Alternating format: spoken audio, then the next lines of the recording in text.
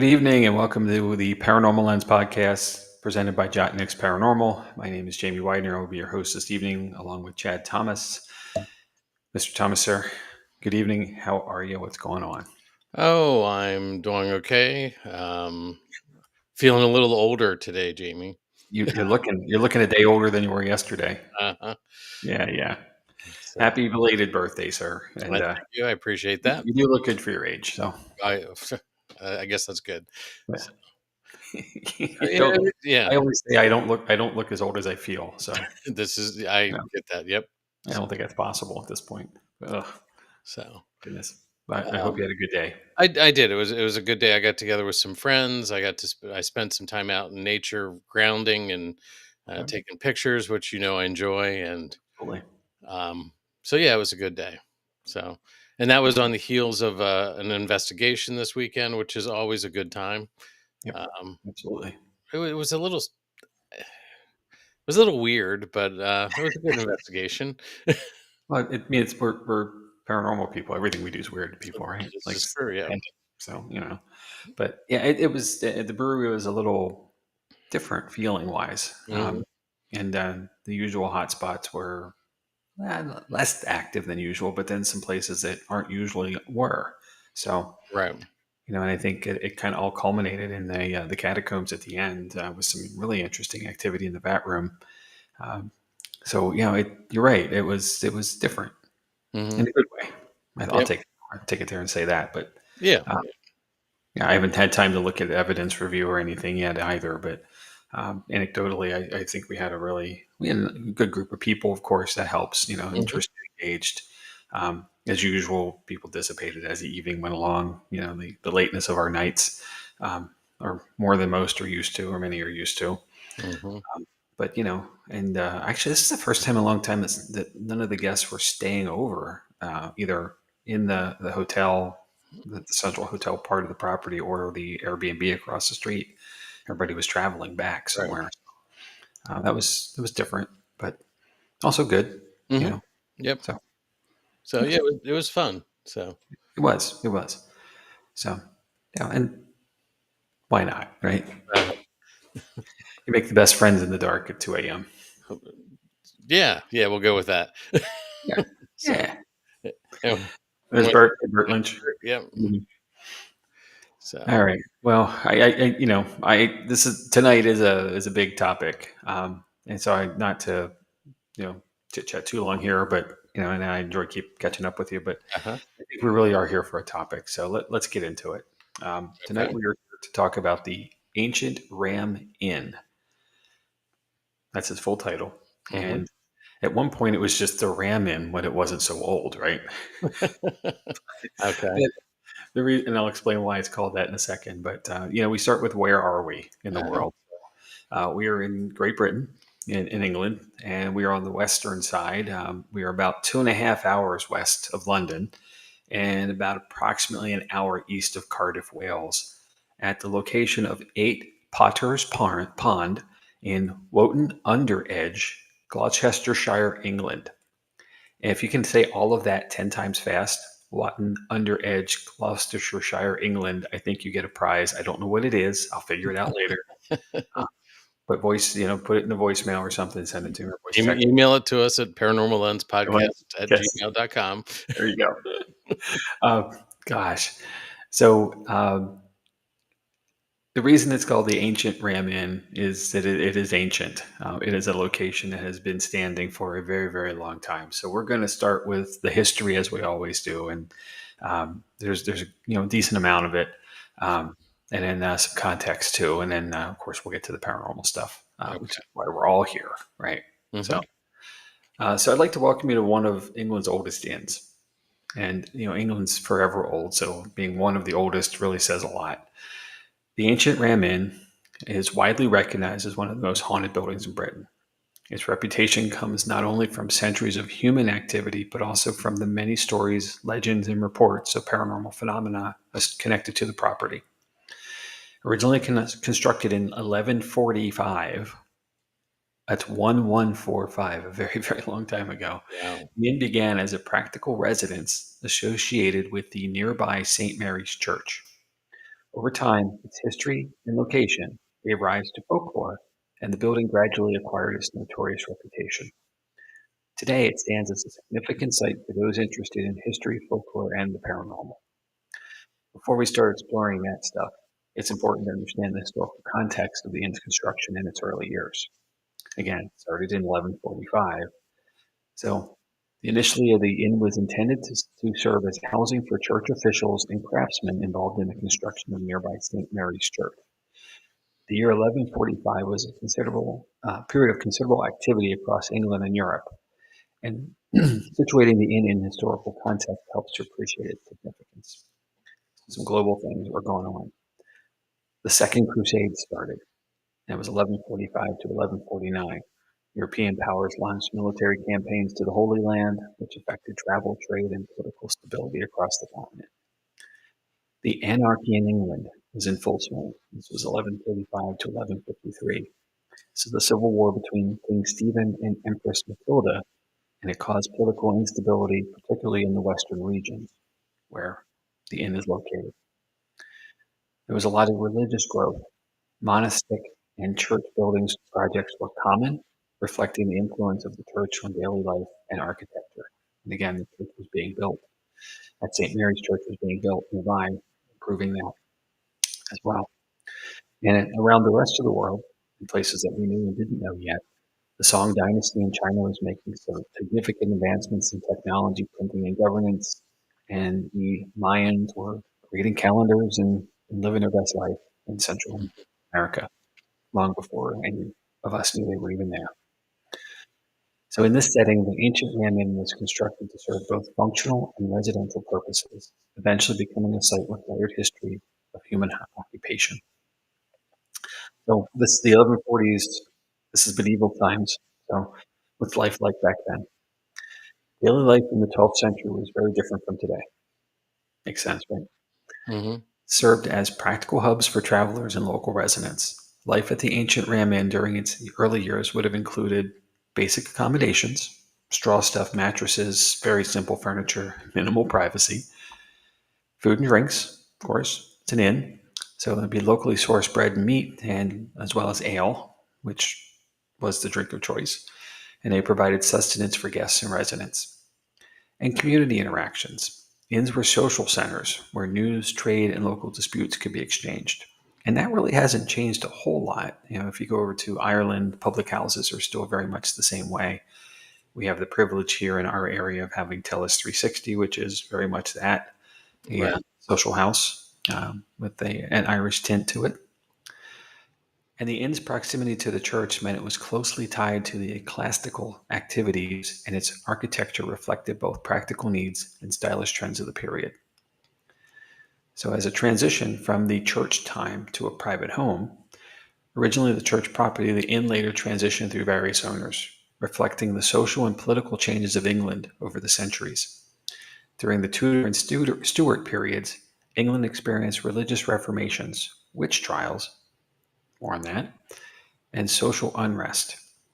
Buildings with old foundations and unusual features, such as the ancient Ram Inn, became associated with folklore and superstition. By the 20th century, the inn had fallen into partial disrepair, eventually purchased by a gentleman named John Humphreys in 1968. Mr. Humphreys and his family reportedly experienced extensive paranormal activity during their residence, which helped cement the inn's reputation. He lived there until his death in 2017, often sharing accounts of encounters with spirits and unexplained phenomena. Some of the early things. The ancient Ram Inn's paranormal reputation has roots in centuries of local stories and broader historical practices. Some of the key legends include that it was a pagan site. The land may have been used for pagan rituals prior to the inn's construction. It has witchcraft connections. The inn is linked to alleged witch trials and executions in the 16th and 17th centuries. Their remains were found, and unfortunately, they were from children. Skeletal remains have been reported, leading to the speculation of ritualistic or tragic deaths. And something we've talked about before, perhaps, but there are ley lines. Some research suggests that the inn sits on intersecting ley lines, which are believed by some to carry spiritual energy. And more on that, go back to season 1. I'm going to say episode 12 or 13. These stories combine to the building's reputation as a site of mystery and supernatural interest. So that leads us to paranormal stuff, right? I hope so. I hope so, right? Well, there's enough. Don't worry. So, some of the claims. Over the years, the ancient Ram Inn has been associated with a variety of supernatural phenomenon. There's a witch. A female spirit is believed to be connected to a historical execution. There's a demonic presence. Reports of dark, oppressive entities and physical interactions. A succubus. Descriptions of a malevolent entity reportedly interacting with male residents or visitors. There are children spirits. Some are associated with historical events, while others may reflect local lore. And our favorites, poltergeists and shadow figures. Unexplained movements, noises, and apparitions are frequently reported. These claims have been reported by residents, visitors, investigators, contributing to the inn standing as a major site of paranormal interest. Let's get into some of the specifics. Certain areas of the inn are frequently cited as particularly active. The witch's room is the first. This is associated with an executed witch. Visitors report a sense of dread and unexplained activities. The room is named after a woman who reportedly took refuge there in the 1500s before being discovered and executed for witchcraft. Her restless spirit is said to linger in the room, often appearing in front of windows to pass her by. Some accounts describe dark shadows moving across the room and a crippled child's ghost waving at people through the windows. Visitors report scratches or burns as if attacked by an unseen force and have detected overwhelming smells of smoke or burning flesh. Hmm. It's said that the mummified remains of a cat discovered in the walls belongs to the witch's familiar. Witnesses report that a black cat ghost haunts the room, possibly the spirit of that feline remains. And a ghost hunting team described a powerful presence. Cat balls, which we all know about, are spirit detection devices, positioned on a bed and dresser, both flash at the same time, but from different locations and without any physical interference. A K2 EMF reader spiked to red while questions were asked aloud as if the spirit was responding. This is one of my favorites, Chad, and it takes us back to another episode. But a table rocked, spun, and even walked across the room, seemingly propelled by an unseen force, despite minimal physical contact from investigators. Go back to our table tipping episode there as well. Yep. So quite a lot of things. The next space is the bishop's room. This is allegedly home to multiple spirits, including perhaps So that was all one room? that was the witch's room. Yeah. Oh, wow. So Sorry. no, you're good. So yeah, this is another room. Okay. This one's called the bishop's room, allegedly home to multiple spirits, including former clergy, hence the bishop's room name. Mhm. There are spectral figures, and the spectral figures frequently encountered include, and there are many, monks, sometimes one, other times two, seen quietly lurking in corners. They're often described as dark, hooded presences. A cavalier, also known as a horseman. Some witnesses claim to have seen him pacing or riding, even, through the walls. A Roman centurion on horseback, reported to move through solid walls, and even was experienced vividly by a plumber doing work. There's a hanging woman. She is seen dangling upside down from the ceiling beams. And lastly, here, a shepherd with his dog reportedly seen near the doorway. The room also is believed to have devil worship artifacts embedded in the structure, like horseshoes and wood circles placed within the chimney. Paranormal groups advise knocking 3 times with a shepherd's crook and asking, "Can I come in?" before entering the room, or risk being thrown out. Okay. And now that I've finally been asked to leave a room, I totally understand this because I did that before. So, um, yeah. And I actually got asked to sort of leave the group the other day. So yeah, You did. Yes, absolutely. So, intriguing. so All um right. so Bert's saying I guess we will have to add Scotland and England to our Ireland road trip. Well, there's a fairy to bring over from Ireland, so we'll get you there. And Heather commented a while back that she wants to investigate the witch's room. So yeah, me Mhm. too, along Mhm. with all the rest of it. And there's more, so hold tight. The next space is the attic. Reports here include moving objects and the sounds of footsteps. Multiple visitors and the inn's former owner, Caroline Humphreys, report hearing heavy, sometimes rhythmic, dragging noises across the attic floorboards. These noises are seemingly transmitted down to the bishop's room below. Shadow figures and unexplained knocking have been reported, in line with paranormal activity connected to the floors and ceiling. And local lore says the attic is haunted by the ghost of an innkeeper's daughter, allegedly murdered there in the 1500s, and as one medium named her Elizabeth. Might be her name, Okay. right? The next space is a barn. So this is noted for supposed demonic activity and unusual energy readings. Firstly, a 7-foot shadow figure has been seen at the doorway. Multiple write ups describe a very tall black silhouette that guards, for lack of a better way of saying it, the barn entrance. He is aggressive toward men and selectively engages with certain women. Witnesses frame it as a demonic protective presence rather than a human spirit. There is aggressive vocal phenomena. Groups starting their night at the barn have captured growls and terse commands like "get out" on recorders and spirit boxes. Some sessions also report mocking laughter. A recent public event recap logged "help, help us, get out" and a growl in the barn area. There is generally oppressive energy and trigger object hits. Team write-ups note the barn as a frequent vigil spot with spikes on gadgets like cat balls and REM-style touches, where a figure is said to be near.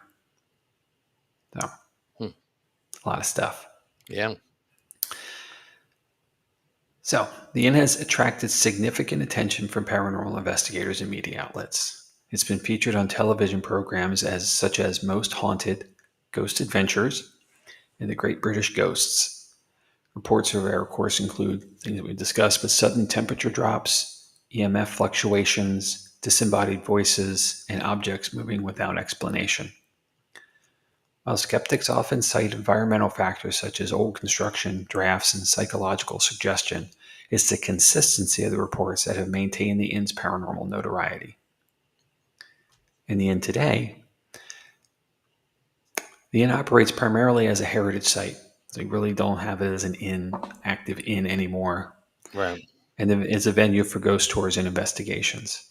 Visitors to the site can participate in guided tours, exploring the building's history and paranormal claims, stay overnight for ghost hunting experiences, and observe historic architecture, relics, and artifacts related to its past.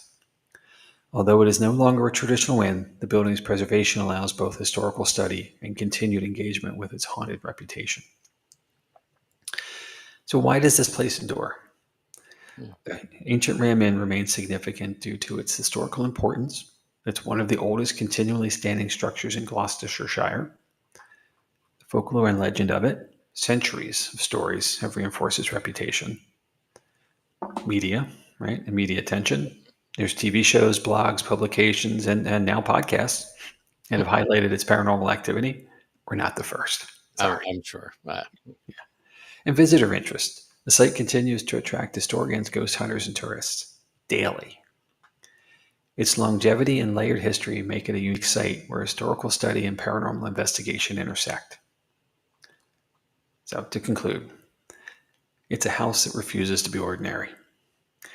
The ancient Ram Inn is more than just a timber frame building in Wotan under Edge. It's a layered timeline of English history wrapped in whispers and shadows. On one hand, its origins reflect the evolution of late medieval domestic life, the wool trade, and the changing uses of parish buildings across the centuries. On the other hand, the inn has become a magnet for tales of restless spirits, demonic encounters, and inexplicable phenomenon that have captured the imagination of ghost hunters and storytellers alike.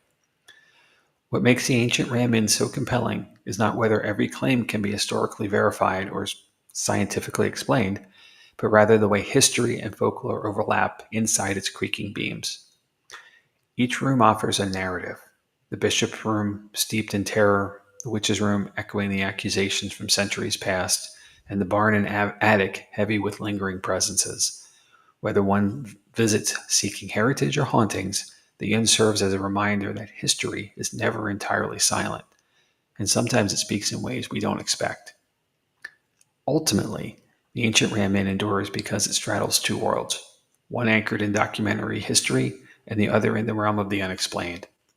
In doing so, it invites us to ask bigger questions, not only about England's architectural past, but about why humans continue to find meaning, fear, and fascination in places where the line between the natural and the supernatural grows thin. We cite some sources and we'll discuss. Hmm. It's a long list, bear with me. Hauntedbritain.com and the Ancient Ram Inn. Triskele, which I think I'm saying right, Triskele, heritage.triskellypublishing.com. Medieval Myth Busting, the Ancient Ram Inn. Medium.com, the real story of the Ancient Ram Inn. Travelawaits.com, England's haunted Ancient Ram Inn. Haunterooms.co.uk, ghost hunts at the Ancient Ram Inn. AstonishingLegends.com, the Ancient Ram Inn. There's a pattern here. BBC.com, the Ancient Ram Inn, Britain's most haunted. ExploringGB.co.uk, the Ancient Ram Inn haunted building.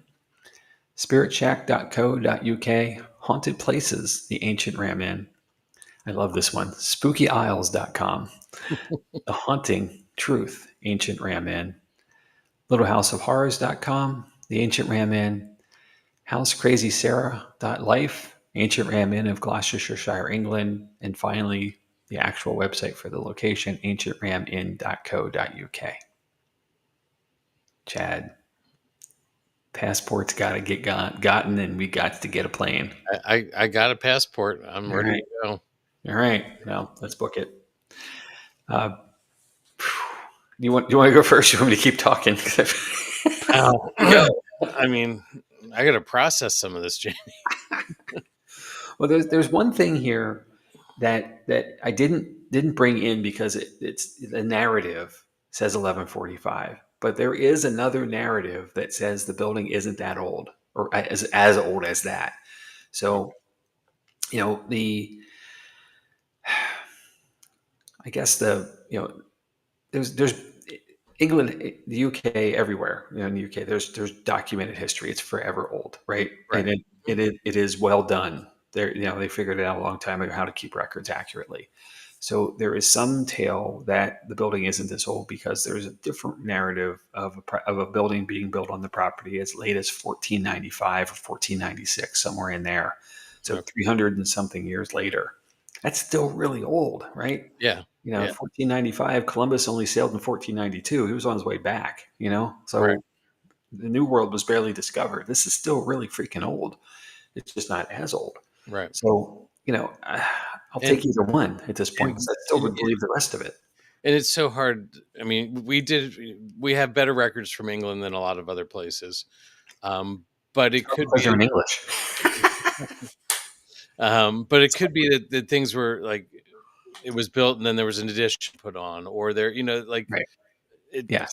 tra- translating English sometimes takes some work. You know what I mean? Like, um, Yes. That's fair. And if you've ever, I remember being in college, I had to read a the Tale of King Arthur, but it was Le Morte d'Arthur, which was a translation of French to English, and it was Old English. It was old English with an E on the end. It was that old, right. you know? And oh my gosh, it's a great story, and I think everybody should read it at some point, but it was so hard to read because it wasn't English as we know English now, Right. and I get that going back through these documents and records and everything, and everything's in hand, a lot of mostly with a quill. You know, Hmm. they didn't have Sharpie pens yet, that I can't live without now. So I totally get that, and it was as good as it could be, and Right. anything is only as good as what's been captured. Right. And take But yeah, take it for what it's worth. to your point though, whether it's 1400s or 1100s, that's still ancient. Yes, it doesn't lose the ancient No, either way. exactly. Um, Heather says, I like that it not only has human spirits, but cats and dogs also. Yep. I'm sure there's probably something more in the barn that's just waiting to be found as well. Yeah. Some other animals and I whatnot. was, I Certainly was would have livestock in that time. yeah, I was definitely thinking like stock horses, like that came to Mhm. mind. Well, sure. And there is a horse. There's a tale of a cavalier with a horse, or perhaps a centurion with a horse, Mhm. um, going through the property as well. So that's So, fascinating to me as well, because the 1100s is still Roman era as well. So the centurion does make sense if it goes back to then. And, mhm. and if, even if it doesn't, the land would have, there would have been Roman activity Yeah, on the land as well. I mean, right. certainly in this part of England. Um, And there could have been a structure there that was 1100. Like building. We know that land has multiple structures on it over time. yes. So, yeah, wow, there is just so much going on there. So much, like you said, layered history and energy and emotions, and the witch trials, so the it's just the children, like taking some the pagan, like the fact that it could have been a pagan site even before Well, this. it would have been right Right, before religion, it's before everything. organized religion, Right. and Christianity had spread. This certainly was that, and it was, and we know better when something's pagan. We know it's not some negative entity kind of thing, or Oh, negative right. thing.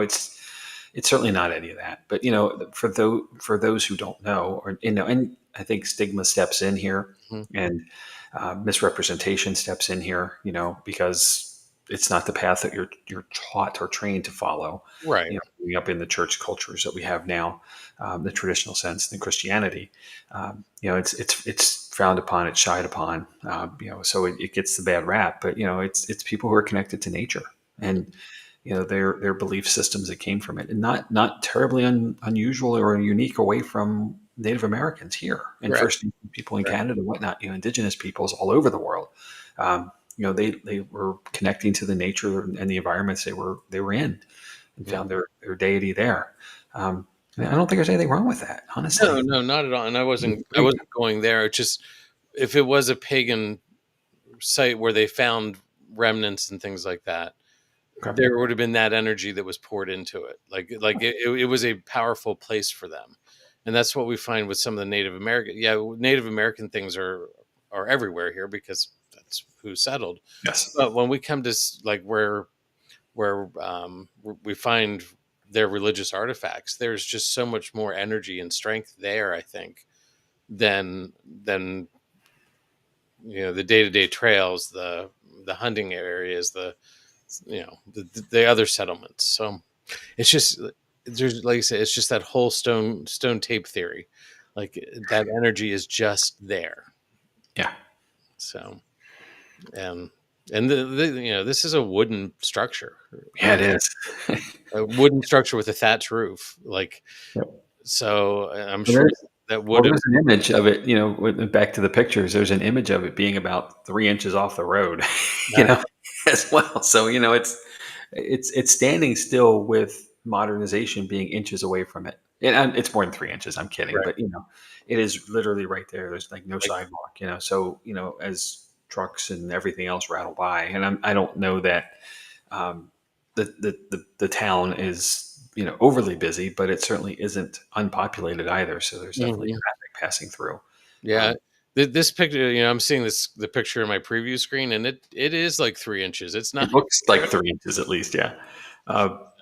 but I can speak from here where we are, and in the town I grew up in Columbia, PA.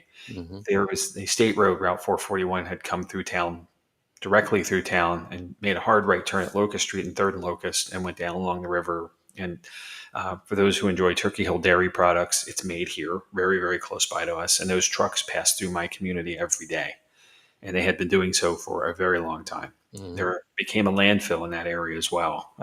And therefore, the big trucks with the roll off dumpsters and such would come through. And buildings, literally, the foundation of buildings that are on that route were literally getting crumbled by the friction and vibration of those trucks on a regular basis. Not to mention cars and other things, but Right. so the point of we moved the route out of town. We actually built a bypass and right along the river route to get that traffic away from the core of the municipality Hmm. and to preserve those structures because one of them was Hinkle's Pharmacy, Hinkle's restaurant now, Right. which is one of those landmark locations that everybody in this area knows about. And their foundation was stack rock, so it was literally coming apart and having to be supported every couple of years. So I can say that from here, and that's something that was built like in the early 1900s, Right. not something that was built in the 1100s or even the 1400s. Well, I and can only imagine what that's like there, and it's amazing. That's my point, and I'm gonna get there. right. It's amazing to me that this place is still standing at all because of that transition of us in modernization. That was Right. really not, it's an unintended consequence Right. of modernization to cause damage like this because we have cars now. We didn't have cars back then. Right. Hmm. I mean, and I think Bert made the same point. Hard to believe something wooden lasted that long. Yes, So, and again, looking at some of these pictures, it was definitely built in phases, yes, I agree. and you can tell that there's the early style. Then you move into the Tudor section of it. Like this building has been added onto, and I mean, it's a gorgeous building, but run down, I'm sure, but just gorgeous, and the architectural styles that are within it, just it's a history lesson all in itself. Yep, So, absolutely. And so that's the benefit. And like every place that is old now, that's not function the way it used to be. But it's still accessible to us. Your ticket fee is not necessarily a profit center. It's more of the support system to help keep right. the renovations and the restorations happening, to keep it being available to others later beyond us. And Which is and so I'm important. grateful for that. Yeah, yeah. Because if it wasn't done 100 years ago, we wouldn't be able to do this thing for our generations. The Yep, upcoming generations. So, absolutely. Paying it forward. yeah. I, So, I remember we had Daryl Marston on a while back. You remember he was talking about his trips over to UK and how mhm. there was a church across the street from a location that he was using as with the original work he was doing, and it was a Nordic church, and it was still standing, from this window in the 1300s even. But it's an old aged facility. It was still standing and looked in good condition. Obviously, it wasn't open to the public. Right. Believe he said the building that he was using, that the addition in the back was like 400 years old. Yeah. It's I a mean, new part. and this just predates, it just predates our understanding in the United States of history. Yes. Yes. We Um, are we are babies in the world. Yes. Yeah, very true. um, and unfortunately, we wiped out most of what that history was here before us. Yeah, So, we did. Sadly, you're right. Agreed. but so to answer the normal question, is it paranormal or not? If it's not, there's something wrong. Yeah, hell yeah. My answer, hell yeah. Um, and here's how we find out. So We book a there are daytime and overnight investigations. The daytime, and you get in, you have a guide, so someone is with you, right, and more for liability than and just overall building security than anything. It is a whopping 35 pounds to do that, which is equivalent to $47.27 as of yesterday's exchange rate, USD. And if you want to do it overnight, and same thing, you'll have a host with mhm, you. Think of us when we went to Tala, how we had guides there, but right. didn't really guide us only if needed. They're just to make sure everybody was safe and secure. It's 59 pounds for that overnight experience, which equals to be about $79.68. Where in anywhere we know can you do what we want to do or we get to do for $79.68, sir? And if nowhere. And if it wasn't like $1,000 plane trip, it would be really affordable, right? So you have to make it. You have to split that $1,000 plane trip up between like 10 spaces, and then it makes it. Yeah, Right? yeah. Is that how this Well, works? but still, I mean, you'll do other things while you're there, of course, Yeah, too. So it's well worth it. And I'm sure we can find more than one thing to investigate I while bet. we're while we're abroad. But Oh my gosh, I saw the rates and I was like, yeah, okay, yes, please. Um, and then, if you can't make the trip, you can go to their website, which again is ancientramin.co.uk, and you can register for access to their live streams for investigations. So Okay. the facility has cameras, and very much like the Hinsdale House when we were there, there's when you're an investigator there, you get access to their live stream for the time you're there, and Right. and you have it for a certain amount of time after you leave, so you can go back and review it on top of the things you take with you to for your own capture, so it's a nice add-on in that sense. Here, anytime once you're registered, as I understand, anytime there's a live stream happening for a physical investigation that's scheduled, they'll let you know. They'll send you a message and say, "Hey, we're going to go live on Tuesday at 3. Jump in if you want to." And Mhm. you got to remember the time difference here. There's several hours between Right. us, but that's pretty cool. I did register, so just so you Oh, know, cool. I'll let you know how it goes. Cool. So, but Um, yeah, wow, yeah, right there, that's cool enough, so you can be anywhere in the world, mhm, and not be in the moment with the folks in the building, but see what they're seeing. That's mhm. fantastic too. Jamie, we didn't miss something there. August 9th, a couple days ago, was the open day for $10. Yes, yes, You I could have saw. gotten in.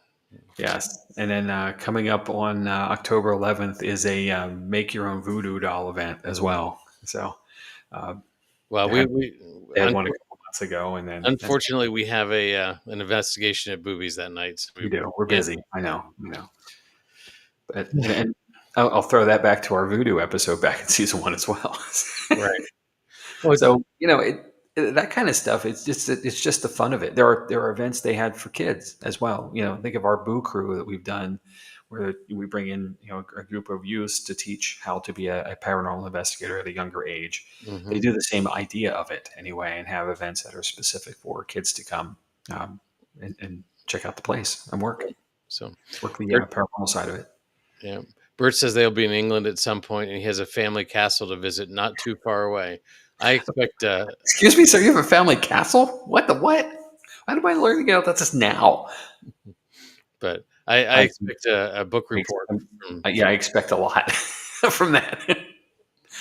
So, well, that's really cool, and therefore, when in the neighborhood, you might as well stop by, right? Mhm. Call first, just make sure someone's home. But I think you're good. Well, It's Jamie, really it cool. sounds like someone's always home at this location. It's good. Well played. I'm glad I didn't take that sip first. Holy cow! Ooh, Uh, yeah, wow, that would sounds like an amazing site. Um, I think we're gonna have to do some more European studies and see what else is over there, sure. and yeah, wow. Well, again, we're talking about a part of the world that is really old and really well documented. Hmm.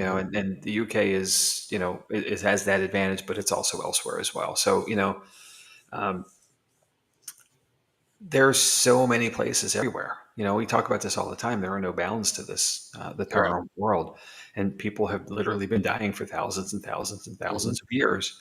So yes, I agree with what you said, and I certainly I think we have the opportunity to go anywhere. And the question, I guess, the good problem is how do you narrow? Um, that's so cool to have so many choices. Hmm. All right, we have some comments to catch up on here, Jamie. Jim says, "Thanks for introducing me to a place I knew nothing about." Same here. Great information from across the pond. Bert said, "My grandfather was the cofferer to King Henry the Seventh, or 12th, seventh. Seven. My Roman numerals aren't that great." And then this one, The Jamie. X would be a 10. So, yep, 7. Heather says, "I have a family castle in Scotland. Kaya wants to go to England for her graduation gift, so we'll be there in 2027." All right. Well, we were just hanging out with royalty and we don't even know it. Look at that. Apparently, Goodness. yeah. All right. So, I don't know if I should bow or curtsy next time I see him. Um, Probably both to be safe, right? yeah, Oh definitely. gosh. All right. Well, So, I'm curious, Bert, if you can tell me what a cofferer is. I think I know. It would be someone who handles money, I believe, but I'd be curious to know what what that post does for that for King or the King. So let me know, or anyone let me know. Um, wow, yeah, man. The more you know. Yep, exactly. All right.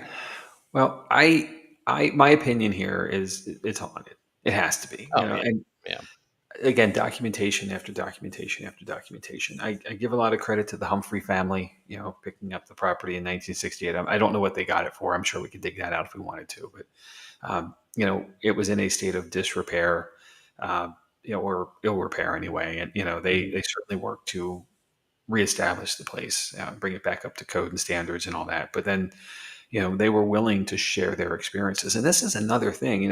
You brought up the comment hiding in plain sight last week with the Saratoga County homestead. Mhm. This building just sits back there and nobody knows what's going on at it. This is one of those places if folks didn't bring it forward. Right. And to your point about other things, I'm positive to say this, that there are many, many, many others there in the UK, and of course everywhere here. We're not, wherever you are, it doesn't matter, whatnot. Um, they're out there, and they're just waiting to be discovered, and they all have a tale to tell, and that's fantastic. And Yep. that's the stuff that excites me, Mm. about the field. It's just we will retire before we ever see it all. Mhm. Well, I'm sure Heather feels this too. We'll be like, I'll be driving somewhere, and I'll be driving, and I'll just look at a house, and I'm like, there's a story there, or that's haunted, or there's something going on there.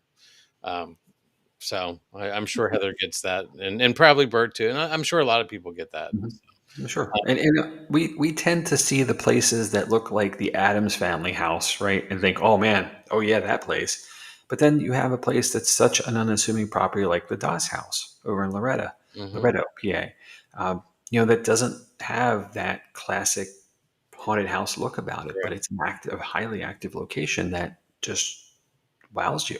Hmm. So, you're right. And without knowing anything more, the intuition and sensitivities that individuals have really is a good starting point, Right. unless the documentation is there and it's being presented forward. But so many times people live with stuff and like, if you don't mess with me, I won't mess with you. Hmm. You kind of have a coexistence. It Hmm. just keeps going and going and going. So Speaking of the Doss house, Jamie, you know how it looks like run down and haunted because it looks run down. yeah, that's fair. Okay. Unfortunately or fortunately, depending how you look at it, their insurance company is making them paint it, so it will not have the rundown look. I Wow. talked to Shauna at the bash, and she said, "Yeah, Okay. unfortunately, because I pulled up the picture, I'm like, yeah, I drove by," and she's like, "Yeah, they're making us paint it. We're just trying to figure out what color scheme to go with. They almost want to go all black just to." Right. Yeah. It fits. So, but anyway, Bert did say it's like a treasure. I see that. Yep. So, Very cool. And Heather commented here, yeah, absolutely. There are houses that I drive by that you can just feel them. yeah, It's an exclamation point. yeah. Totally understand that. So yeah, there's no doubt in my mind that's haunted 6 ways to Sunday. So, Another thing for the list too, mhm. a long list that we have of places we'd love to be to and experience ourselves. So until then, the live stream's the best we have, I guess. But Yeah, there's that. So very cool. And thanks to the ancient Ramin for presenting themselves that way too. I mean, that's really cool for those around the world, and paranormal enthusiasts are everywhere. So this allows us to connect in a mhm. much better way than we ever could otherwise. Fantastic. Yep. So All right. Well, sir, that's everything I got. that's what you got. Thanks for letting me indulge this one. And Thank you it's for bringing this. I'd never heard of it until it came up on well, your list. I'm like, what's that? yeah, I've known about this one for a long time. I'm sure I saw an episode of somebody's something somewhere back in the day. It might have been the Ghost Adventures episode, maybe, but I don't Mhm. think so. I don't recall that specifically. But it's been a place I've known about for a couple of years, and the wish list. If you could, if you go anywhere, where would you go? kind of Right. thing. We joke all the time about having a paranormal plane or a paranormal bus or whatnot. Now we need a paranormal boat too, I guess. But um, so Yeah. because we got to get out to the lighthouse on Elon Moore, Right. Right. you know, while we're up that way, right? Mm, may So as well. So it's just around the corner. Uh, so the list keeps growing. just around the corner. Yeah, Just we're running out of time, Jamie. I know. Well, I keep having birthdays, right? So, Gosh. Uh, all right. all Let's right. Speaking of running out of time. yep. Let's move on. All right. So upcoming episodes for us next week. I'm sort of excited about this one. Huntings in History at Ford's Theater. Everybody knows about the Abraham Lincoln assassination there. Did you know about the other traumatic event there where over 20 people lost their lives? I do not. Okay, well, let's just tease that one a little bit then. Okay. More to come. So more to come next week. The week after that, we're going to have two guests with us, Jeffrey Tolbert and Sean Dixon. I'll have a little bit more information on that in a second. Following that, we're going to do the Paris catacombs. Jamie's going to tackle the secrets beneath the City of Light. The weekend after that, or week after that, weekend, weeks, whatever, it's all running together. Todd and Carmela with 222 PIR are going to join me. Jamie's probably going to be away. I mean, if you can sneak I on, am going to be away. Whether I'm available or not is in question. I will be right? traveling that day. So we'll see if you can sneak in. That'd be great. If not, Todd and Carmela and I'll have a great conversation, I'm sure. Yep. And But it's great. just noting that it takes two to replace me while I'm away. Well, yeah, yeah. It took two last time with Steve and Chris from. Oh gosh, I'm drawing a blank on the group, but down Steve Dills and Transcend. Chris Godwin. So it took two to replace me there too. Just saying. Just Yeah. saying. So, It doesn't. how many people are you going to have on when I'm gone, Jamie? I don't think we can do this without you. Anyway, we'll keep moving here. September 23rd, Ghost of China's Forbidden City. We're trying to get something in there during Chinese Ghost Month. Yep. And then moving on to the Mysteries of Mount Shasta. So, Wrapping up September strong on that one. yep. So September 2nd, we're going to have Jeffrey Tolbert, who's the assistant professor of American Studies and Folklore, along with Sean Dixon, who is a PhD candidate in American Studies at Penn State University. They are doing a research project that is pretty interesting, focusing on supernatural beliefs, paranormal investigation, and the ways folklore takes shape in popular culture.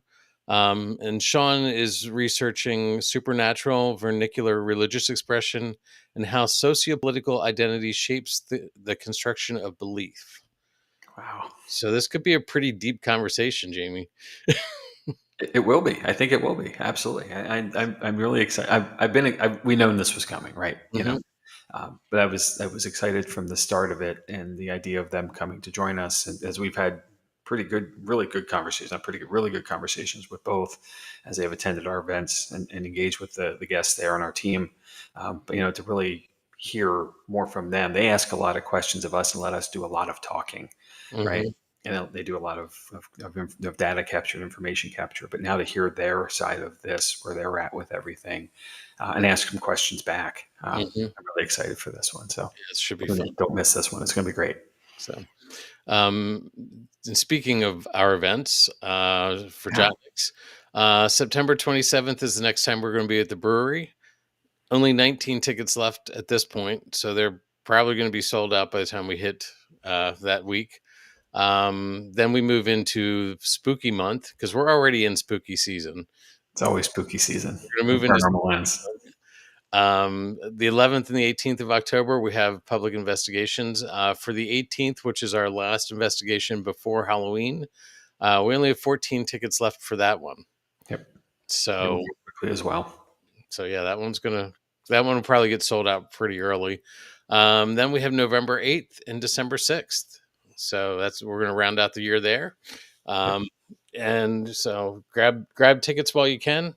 Want to make sure those investigations happen. So when we hit our minimum numbers, Yeah, well, just exciting things going on at the brewery with things. Yeah. Um, Just remember too, Mountjoy is more fun when you sleep over. it And there are is. accommodations on site that you can choose from. Yep. So you don't have to go far, and you certainly don't have to go home after. Right. So, And there are privates available if you want to do private investigations. I've had two people reach out to me this week about it, and I've pointed them towards Melissa. yep. So, Yeah, um, happy to coordinate that as well. So you exactly. want to bring your whole team and don't want to join in with others, um, feel free to reach out. We'll connect the dots for you and see when what dates are available and get you going. hmm So, and then as usual, you can find us on all sorts of different social medias. The team has a website. It's up and running. It's Jott-Nyx, Jott-Nyx paranormal.com. That's up and running. We've got some cool things there that we're working through. You found us on Facebook or YouTube. We have Instagram. Paranormal Lens has Facebook and YouTube. So reach out, find us. You can find everything together at one place at Linktree /paranormal lens. That's probably the easiest place to go to find stuff. Yep. So, yeah, I think that's about it. And what do you have to wrap us up here, Jamie? Any final thoughts? Yeah, just the usual thank yous, for Mhm. first of all for the let me cover this topic tonight, but for everybody for joining us. We really appreciate the support and the feel that everybody gives us with these episodes. It really helps us to know our own path, the right path. But if there's something you want us to cover, we're more than willing. We certainly do listener submissions. We've done many. We'll do many more. And with that, just reach out. Connect with us either on any of the socials. With respects to what you'd like to see. If it's something that's personal, we might be able to get you to come on with us as well and tell us your story. Yep. So we're more than willing. We self-produce, obviously. Um, sorry. But with that, we can move that schedule you saw earlier around. The only thing that's set in stone is the September 9th episode or second episode with Dr. Tolbert hmm uh, and his assistant Sean there. So we otherwise we can move and we will if we need to. So happy to help, happy to engage, and let us know how we're doing as well. Drop us a comment, drop some stars if you can, if you wish. The goods, the bads, the uglies, what you're thinking of how we're presenting. Lets us know what path we're on, whether it's good or not. hmm Like to think we're giving our best, but if we can do better, we'd like to hear about it. So let us know. Definitely. So that's it, huh? Yeah, Okay. that's it. All right. Woo-hoo. Oh, and look at this. Ah, Bert says this is his favorite podcast. I told you last week, Bert. The check is in the mail. All right, it's slow. Just give it time. Oh my. So Thank you. It's appreciated. yeah, we do appreciate that. All right. So I got some closing thoughts here, Jamie. Yep. Yep. So the shadows of the ancient Ram Inn refuse to fade, reminding us that history and haunting walk hand in hand. Until next time, stay alert, stay respectful, and stay curious. Good night.